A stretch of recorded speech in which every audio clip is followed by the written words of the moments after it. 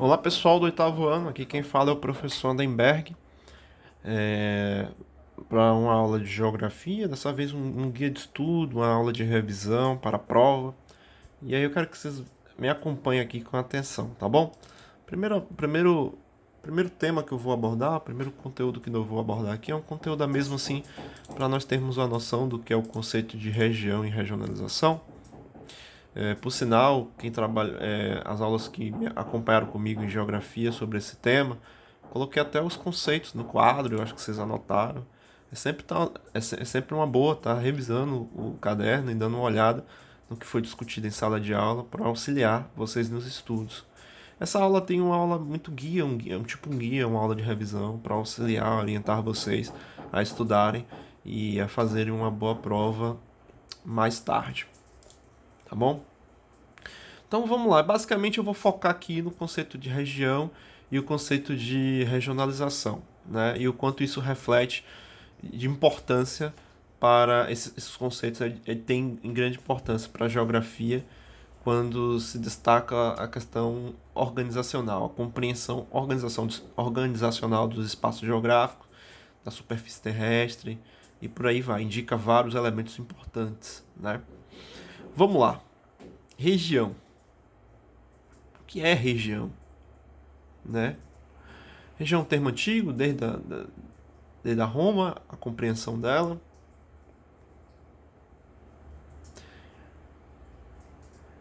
A região, o conceito de região, denota um espaço, pessoal, diferenciado por características físicas e ou humanas específicas dentro de um todo, ou seja, espaço nacional ou mundial. O que é uma região, né? É um conceito denotado a um espaço diferenciado. Por que um espaço diferenciado? Por ter características físicas e ou humanas específicas dentro de um todo. Isso que é a região. Muitas das vezes, lógico que quando a gente fala de região no senso comum, assim, no nosso cotidiano, tratamos a região um lugar, uma área, uma localização, né? Mais ou menos isso. Lógico que eu não estou querendo dizer que não seja isso também. É também isso. Mas do ponto de vista formal, é bom nós termos compreensão nesse sentido aqui, ó. Em geografia, o conceito de região denota um espaço diferenciado por regiões físicas ou humanas específicas dentro de um todo, ou seja, um espaço nacional ou o mundial. E afinal de contas, o que é a regionalização? Olá, em geografia, o conceito de região é utilizado de maneira mais rigorosa e é inseparável do procedimento de regionalização. E o que é regionalização, pessoal? Que consiste na divisão de determinado espaço, que pode ser um planeta, um continente, um país, uma cidade ou até mesmo um bairro, em áreas distintas. Cada área de determinada regionalização apresenta traços físicos e humanos em comum, que caracterizam como diferente em relação às demais áreas desse mesmo espaço. A regionalização tem um papel de entender como consiste as divisões nos espaços. Por que se dá essas divisões? Obviamente, essas divisões elas consistem em parâmetros. Essas divisões não ocorrem do nada, né? Pode ser atrelado a traços físicos ou aspectos humanos, galera. Tá bom? Esse é o sentido da compreensão da regionalização. Citando um exemplo, por exemplo, quando falamos de mapa político brasileiro, como tem toda a demarcação toda a demarcação do território brasileiro, mais o que os estados brasileiros ou as regiões brasileiras. Não é isso? Esse exemplo que eu acabei de falar é um exemplo de regionalização. Tem a caracterização da região brasileira, que é uma região, em modo geral, do Brasil, mas que essa região consiste em divisões, em fragmentação. E essa fragmentação é a regionalização. E basicamente é isso que se trata, né? Esse primeiro tema. O segundo tema, população mundial, ela... Esse segundo conteúdo, né, que é do capítulo 1, população mundial, a gente vai entender aí um pouco sobre crescimento populacional e vamos falar citando alguns exemplos aí para nós termos essa noção, tá bom? O que é que hoje? Hoje temos mais de 7,6 bilhões de pessoas no mundo, né? Essa é a estimativa. De, a ONU alerta que para 2021 vai ser 7,8 bilhões, 2030 8,5. Não vou detalhar sobre isso, mas vale lembrar que o ritmo de crescimento demográfico se intensificou no século XIX, né, por causa da Revolução Industrial. Esse crescimento começou de forma acelerada, o crescimento populacional da humanidade, principalmente após a Revolução Industrial, durante a Revolução Industrial e após a Revolução Industrial. Esse crescimento, mas no entanto, a partir do século XX veio relativamente diminuindo se nós compararmos o que foi o século XIX, principalmente a partir da segunda metade do século XX. E hoje é chamado esse processo que antes era chamado de explosão demográfica, esse crescimento excepcional, esse crescimento espetacular da população mundial era chamado de explosão, é chamada de explosão demográfica. E hoje, como é um crescimento relativamente baixo, e fazendo uma comparação que foi o crescimento lá no século XIX e início do século XX, é chamado hoje de transição demográfica. A transição demográfica, pessoal, foi o resultado da queda da taxa de mortalidade e dos índices de natalidade. O declínio da mortalidade foi consequência da maioria nas condições de higiene, de alimentação, de campanhas de vacinação em massa, o que diminuiu drasticamente a mortalidade infantil, e do advento antibióticos. O primeiro deles, a penicilina, só foi descoberto no início do século XX, que possibilitou a cura de várias doenças infecciosas que causaram um grande número de mortes. Você vê o quanto está associado o crescimento a uma baixa demográfica às condições sociais, às condições de qualidade da população, qualidade de vida da população, né? Vamos lá, algumas diferenças aí. Vamos começar a entender alguns conceitos aqui, né? Então, já sabemos que teve a explosão demográfica e depois, hoje, caminhamos para a transição demográfica. A diferença entre a taxa de natalidade e mortalidade recebe um nome. O nome é crescimento natural. A diferença entre taxa de natalidade e de mortalidade. Tá bom? Taxas de mortalidade, pelo próprio nome dá para entender e compreender. É a quantidade de pessoas morrendo, né? Isso ocorreu de grande forma em muitos momentos da história, quando as condições básicas para a vida eram extremamente precárias. Quando eu falo isso, eu estou falando que não existia saneamento básico, não existia uma saúde ampla, universal, de qualidade, não existia uma boa alimentação, as condições eram precárias e por isso que morriam muita gente. Mas como na época da explosão demográfica também nascia muita gente, e até mesmo de forma a mais, né, vamos dizer assim, relativamente não cumpriu um equilíbrio. Taxa de natalidade, obviamente, se teve muito em alta por conta da melhor qualidade de vida em boa parte dos países, né? As nações consideradas desenvolvidas, a taxa de natalidade atingiu índices muito baixos. Eu estou falando nos dias de hoje. Aqui eu li esse texto agora aqui, mas isso é mais nos dias de hoje. Hoje tem a questão hoje da taxa de natalidade, que é um grande problema para os países desenvolvidos, que eles têm qualidade de vida, mas a taxa de natalidade é muito baixa. E de mortalidade também. Então, envelhecendo mais a população, né? A distribuição da população mundial. Olha lá, como é a densidade demográfica, quais são os países que mais concentram a população, as regiões, né, que mais se concentram por quilômetro quadrado. Você vê que aqui é a região da Ásia, né, territórios europeus, porque os países são pequenos e concentra de forma abissal. Vamos lá. Densidade demográfica, pessoal, é o número de habitantes por quilômetro quadrado. Tá bom?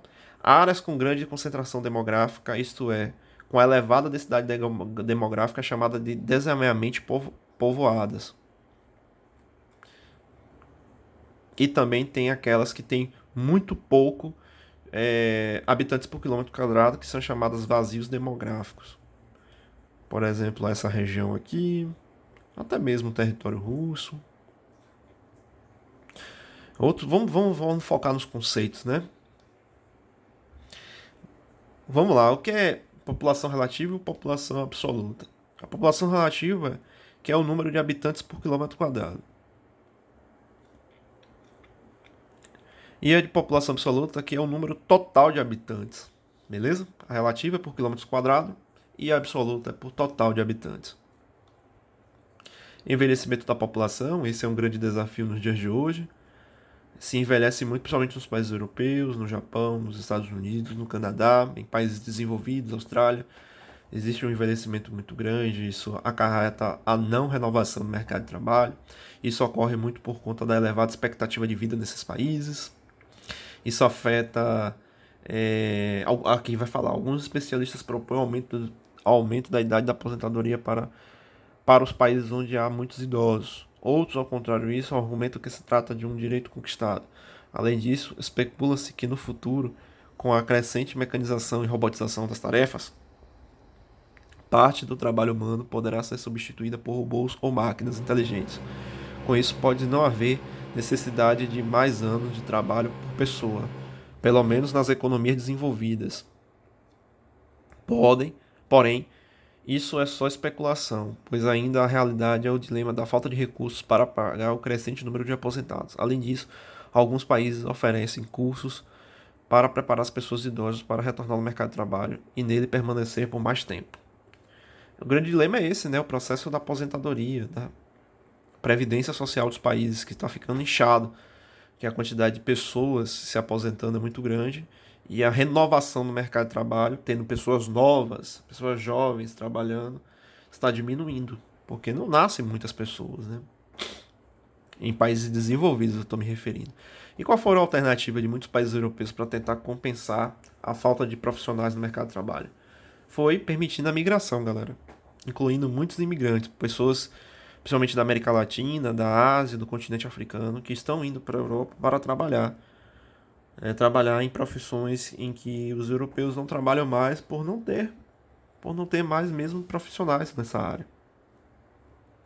Mas infelizmente, principalmente do século XX para cá, principalmente agora, no início do século XXI, quando ocorreu crises econômicas, a crise de 2008, e aumentou o número de desemprego, e aí os imigrantes continuaram morando lá e trabalhando. Isso começou a gerar um processo de discriminação aos imigrantes e por aí vai. E até de rejeição.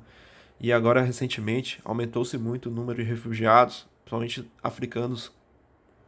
E esses refugiados indo para a Europa, gerou muitos conflitos e muita discriminação por parte dos europeus com esses imigrantes. E aí é o chamado xenofobia, né? Aí a xenofobia, que é a aversão aos imigrantes, o racismo também vai atrelado, e alguns outros preconceitos que estão na nossa sociedade, que são históricos, né? Então é basicamente isso, esse primeiro capítulo. Tá? Vamos pro capítulo 2. Pobreza, fome, exclusão social. Olha a desigualdade aí, ó, brutal. Com essa pandemia hoje, percebemos o quanto esse capítulo, né? Percebemos o quanto nós vivemos em um mundo tão desigual, muito desigual. Onde em uma crise dessa tão profunda é alarmante o número de pobres, de fome, de exclusão social no nosso país e em várias partes do mundo. Afinal de contas, né? Existem dois tipos de conceitos de pobreza, galera. Tem a pobreza absoluta e a pobreza relativa. A pobreza absoluta é aquela situação de miséria, de penúria, de carência absoluta. É praticamente igual a todas as épocas e locais. Ocorre quando a pessoa, a família ou toda a coletividade não tem as condições mínimas necessárias à sobrevivência, que é o quê? Uma renda não tem nem renda baixíssima, não há garantia de acesso à água potável, rede de esgoto, escola, atendimento. Praticamente está no campo de uma exclusão mesmo, né? E tem a pobreza relativa. A pobreza absoluta, eu já falei, agora a pobreza relativa. É a situação de carência em comparação com as das outras pessoas, membros da mesma sociedade. Ocorre quando a pessoa ou a família não tem moradia adequada. Os filhos estudam em escolas precárias, o atendimento médico é feito em hospitais igualmente precários, o rendimento é baixo em relação ao poder de compra vigente naquela época, naquele local e etc. É o que se predomina em boa parte, principalmente aqui no Brasil, né? Olha, agora, lógico que a gente precisa ter uma noção da pobreza. Aqui a gente vai falar de um conceito chamado linha internacional da pobreza, e a linha nacional e a linha internacional. Por exemplo, os Estados Unidos, que é o país mais rico, quer dizer, que tem o maior PIB, que é o que mais está à frente do mercado internacional, tem cerca de 40,6 milhões de pessoas em situação de pobreza. Obviamente, predominantemente, não é a pobreza absoluta nos Estados Unidos. É a pobreza chamada pobreza relativa, esses 40,6 milhões, que é 13% da população total. Isso é muita gente.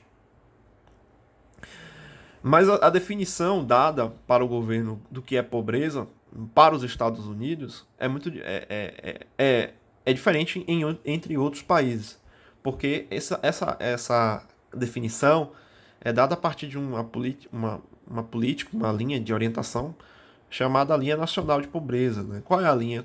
Onde é que fica? O que é abaixo que pode ser caracterizado como pobreza? Por exemplo, lá nos Estados Unidos, todo indivíduo com rendimento anual inferior de 12 mil dólares é caracterizado chamado de pobre, né? E entre outros países já é diferente.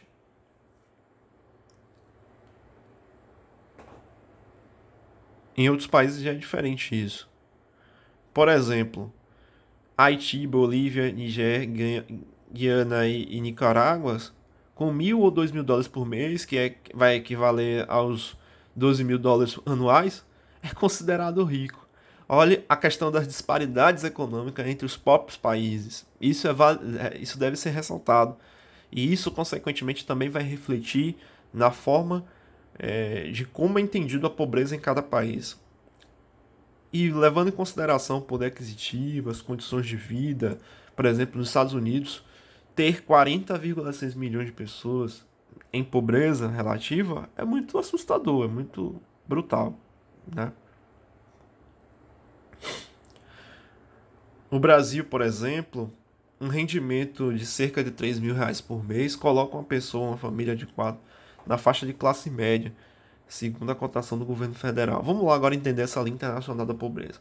Por causa da dificuldade da comparação da pobreza nos países, já que o custo de vida em cada sociedade é distinto, os estudiosos estabeleceram uma definição entre linha internacional da pobreza e as linhas nacionais de pobreza. A linha internacional de pobreza é adotada pela ONU, galera, caracteriza a pobreza, segundo a ONU, todo e qualquer indivíduo que vive com menos de 1 dólar e 25 centavos por dia, tá bom? Hoje o critério mais utilizado é de 1 dólar e 90 centavos por dia, tá certo? Esse é o critério da linha internacional. E a linha nacional, cada país tem sua realidade, sua compreensão sobre isso, do que seria uma população pobre.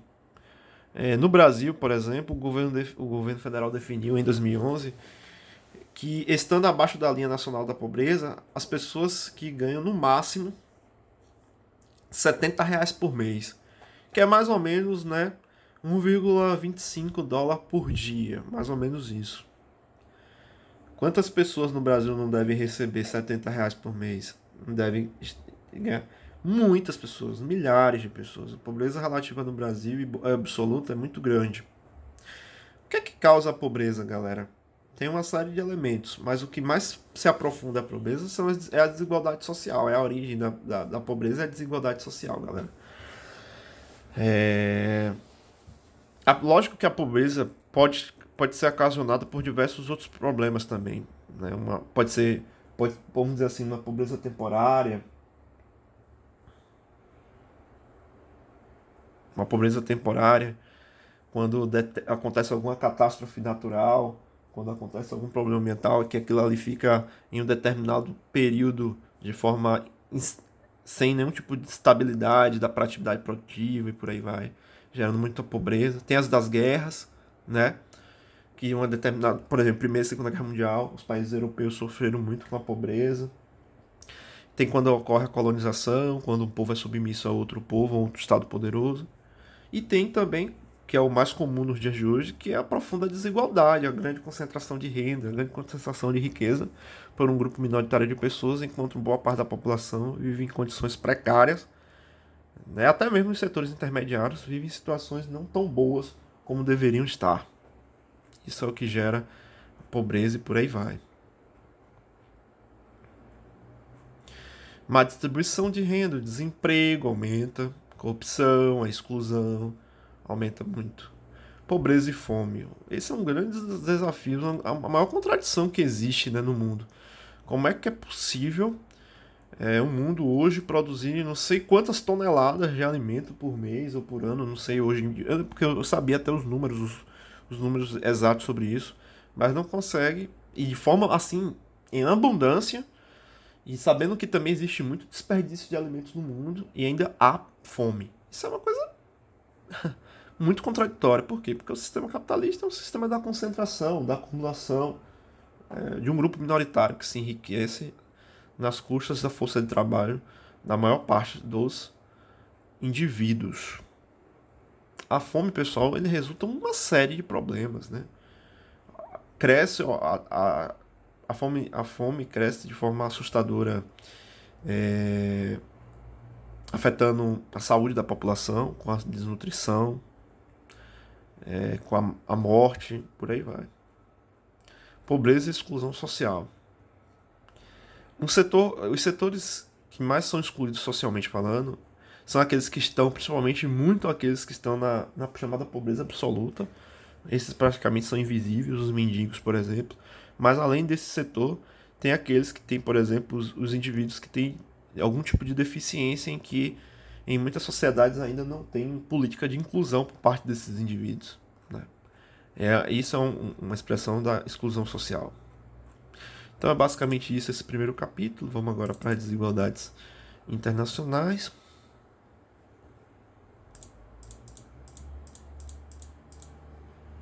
Desigualdades internacionais, a origem da disparidade econômica.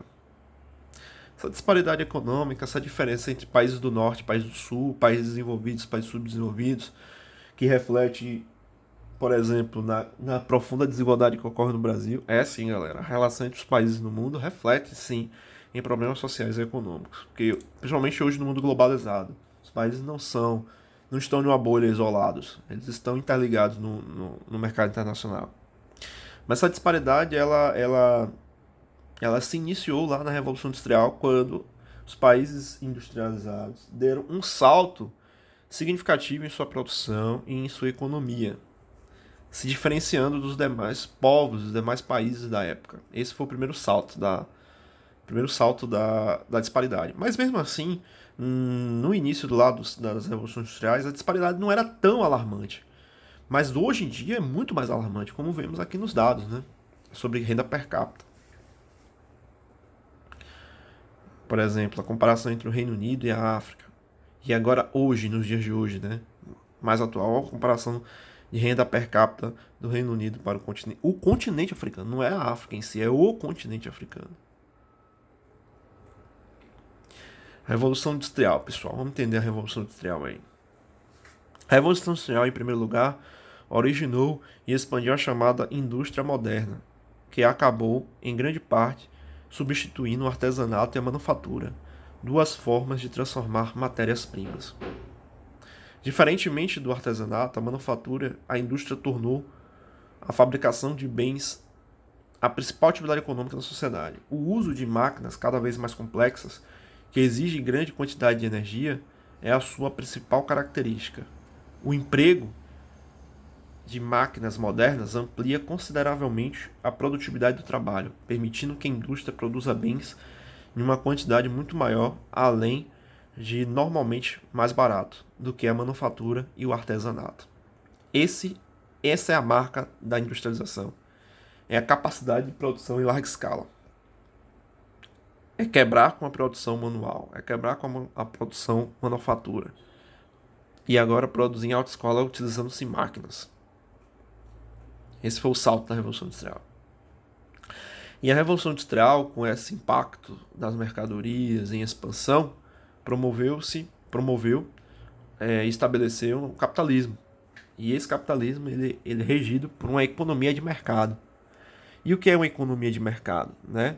É quando se predomina as atividades produtivas em empresas particulares, então os meios de produção são privados, são de propriedades privadas, em sua maioria, e eles norteiam a partir da dinâmica de oferta e demanda, né? O capitalismo é nesse sentido.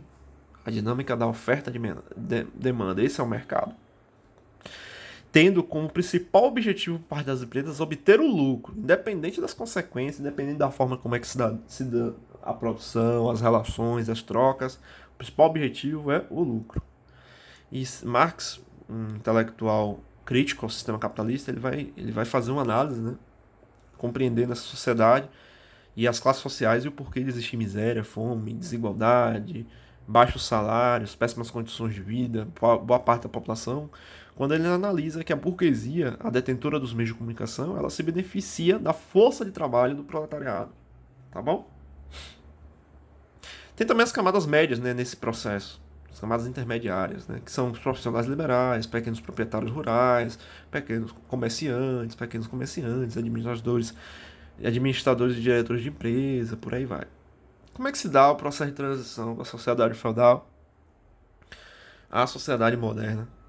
Hoje, né? O capitalismo, embora tenha se iniciado timidamente no século XV, século XVI, só se tornou um sistema dominante em seu estágio pleno com a Revolução Industrial e a urbanização que o acompanhou, que refletiu, pessoal, de forma drástica em vários países do mundo.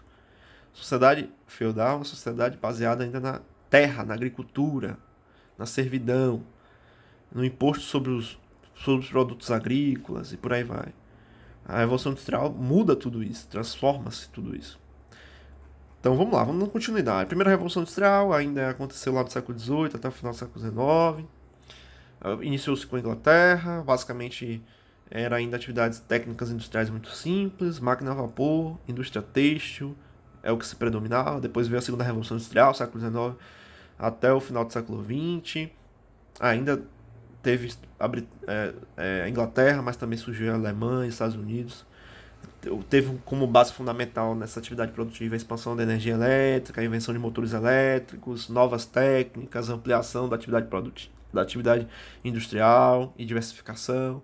A terceira revolução industrial foi no século XX, na década de 70.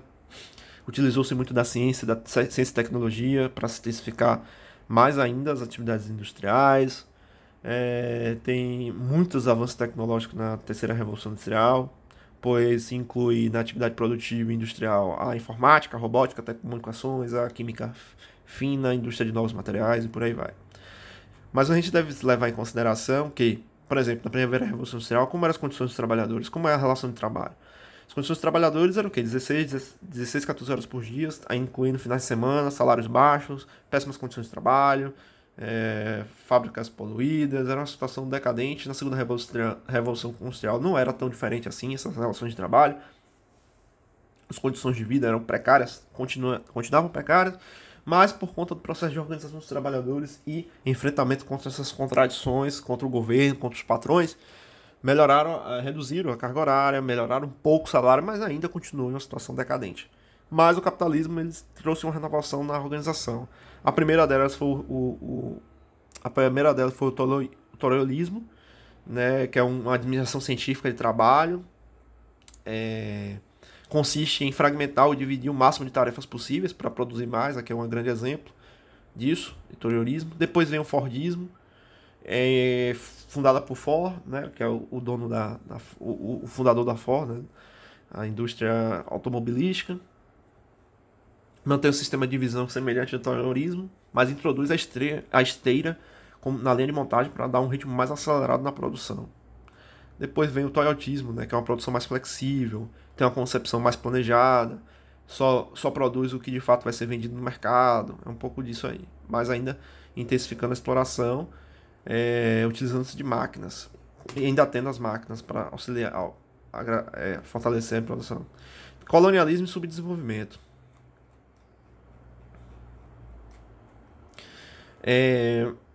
Para entender as desigualdades, para entender os problemas dos países subdesenvolvidos, a gente precisa entender o colonialismo. No colonialismo, os países subdesenvolvidos, nos países subdesenvolvidos, refletiram drasticamente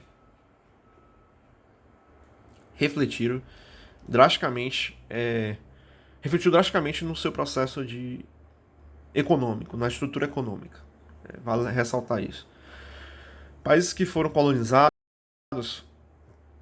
tiveram uma perda muito grande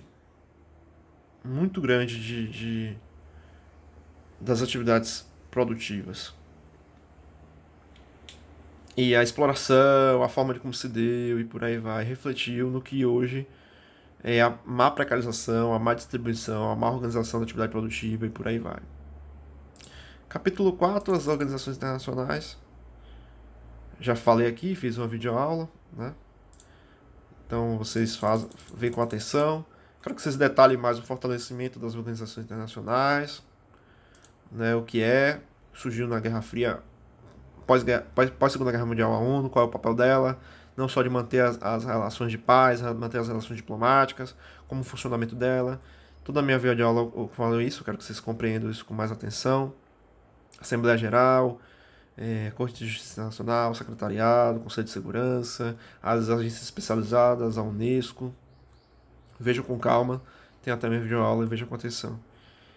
Vou adiantar porque o vídeo ficou longo, mas é isso. Eu pelo menos acho que os primeiros capítulos eu abordei com mais calma e aí eu quero que vocês assistam os outros demais. Então é isso, pessoal. Assistam com mais calma esse capítulo aqui, que tem videoaula, são 2 partes. Né, um pouco extenso, eu vou detalhando. E é basicamente isso, né? Até mais, pessoal. Até a próxima aula. Tchau, tchau.